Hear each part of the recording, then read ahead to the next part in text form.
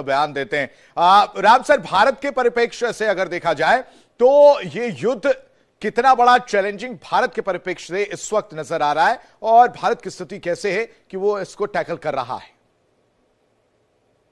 इस समय दो सबसे बड़ी समस्याएं हैं। एक तो है तेल पूर्ति होना, गैस की आपूर्ति होना, और दूसरा खाड़ी के देशों में जो हमारे भारतीय फंसे हुए हैं उनको सुरक्षित निकालना। आज ही समाचार दोनों ही मामलों में, कि लेकिन अब सर जो आपका प्रेस कॉन्फ्रेंस हो रही है, जो ब्रीफिंग्स आ रही है, उसमें तो सारी चीजें ठीक दिख रही हैं कि जहाज तो हमारे आ ही रहे हैं।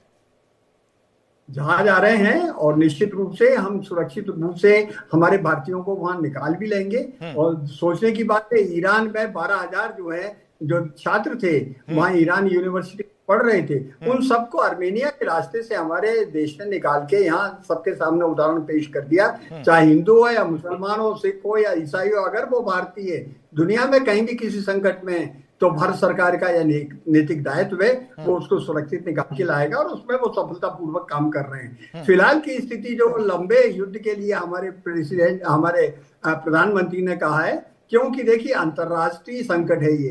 अंतरराष्ट्रीय संकट में अब हमको वैकल्पिक व्यवस्था जो करना पड़ रही है तेल की, और दूसरे जगहों से करना पड़ती है। उसमें एक तो इंश्योरेंस की ईएमआई की जो अमाउंट है वो बढ़ गई है, दूसरा काफी लंबा रास्ता है, तो थोड़ी कठिनाई तो होगी, लेकिन ऐसा नहीं, हमारे पास पर्याप्त भंडार है गैस का, ऑयल का, सभी चीजों का। और आज की तारीख में अगर हमको युद्ध भी लड़ना पड़ता है पाकिस्तान से या चीन से, तो हम पूरी तरह से तैयार हैं, क्योंकि हमारी स्ट्रेटेजी बिल्कुल अलग है।